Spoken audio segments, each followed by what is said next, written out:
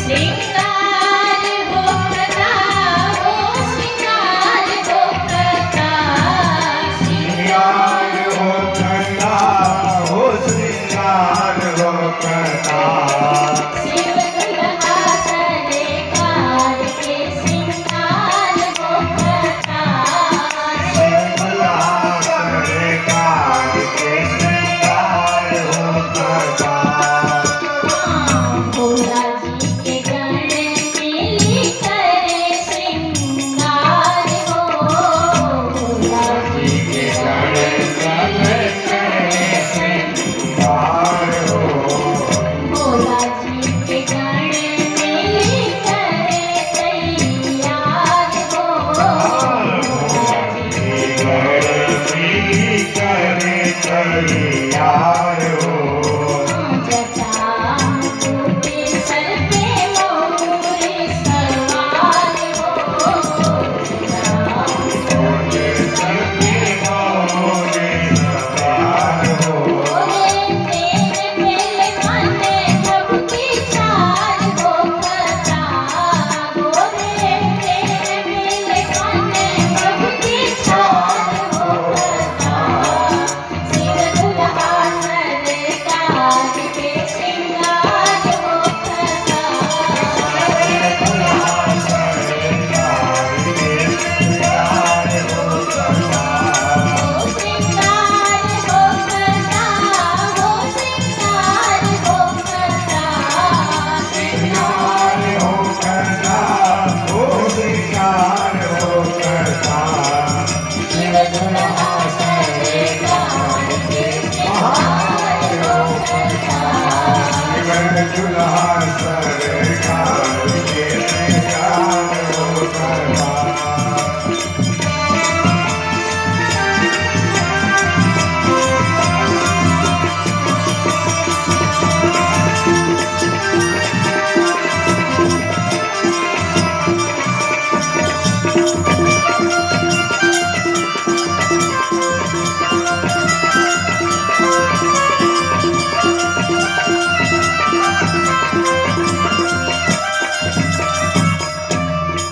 Sir पे कुंडल कंकन मुंडे माल हार हो सर पे कुंडल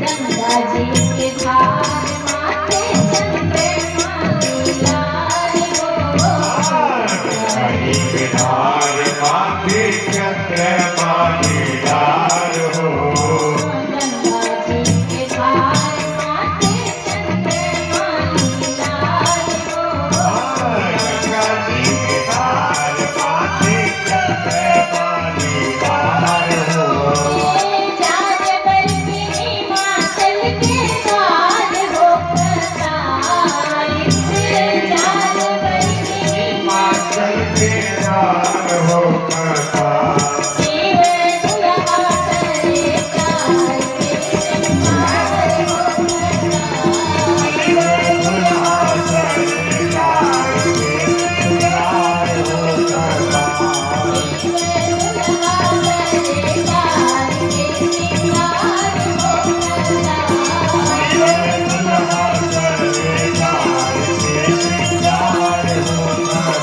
दुल्हा सरकार के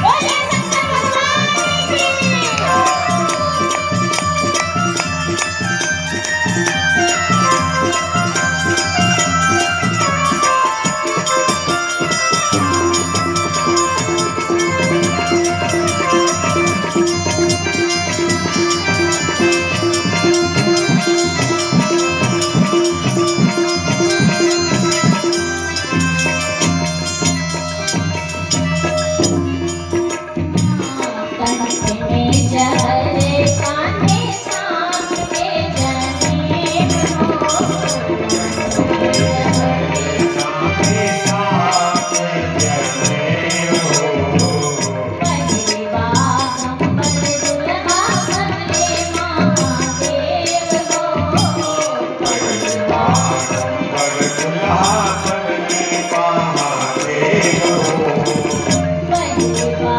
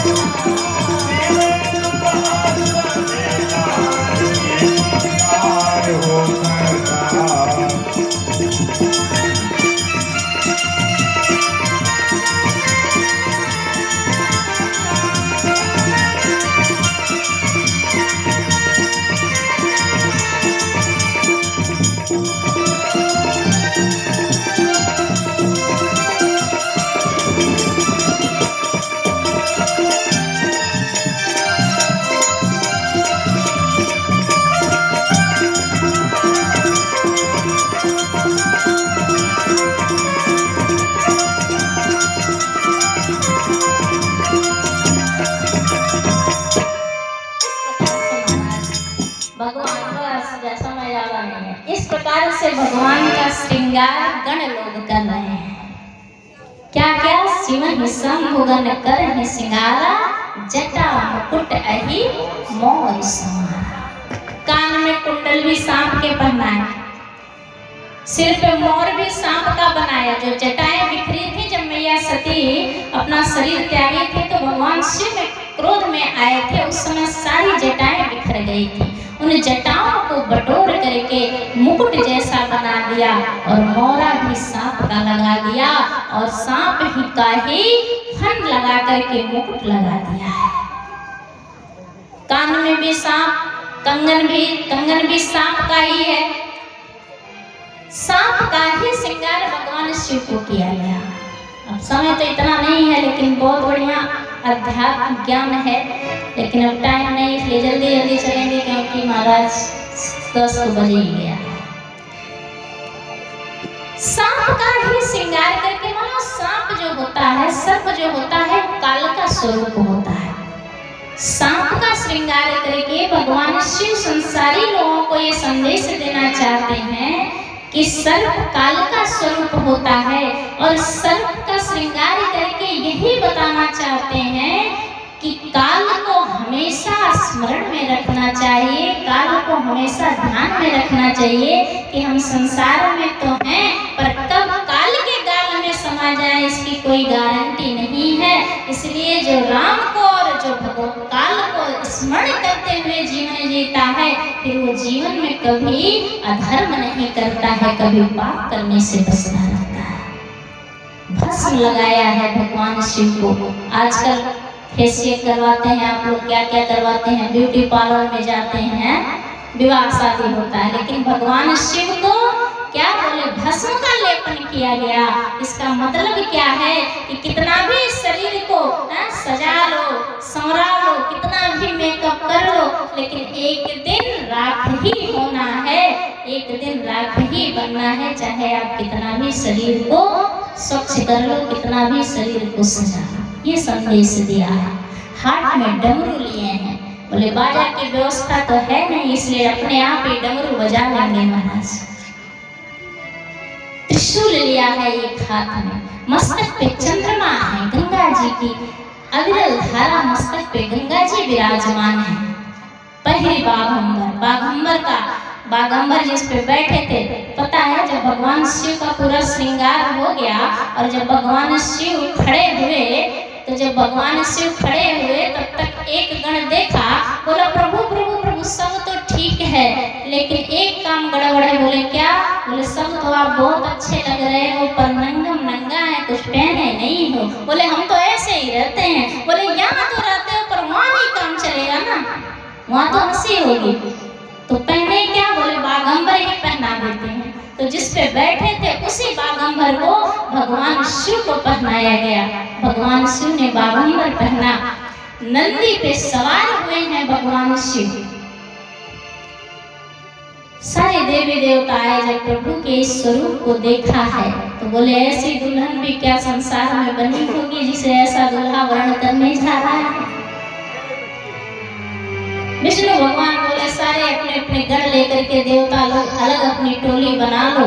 सारे देवता लोग किनारे होकर के अपनी टोली बना करके जाने लगे। नंदी ने कहा देख रहे हो प्रभु, विवाह आपका है और ये आप ही चले जा रहे हैं, हमें तो छोड़ेंगे? आप कहो तो तेजी से दौड़ करके सबसे आगे निकले जाओ।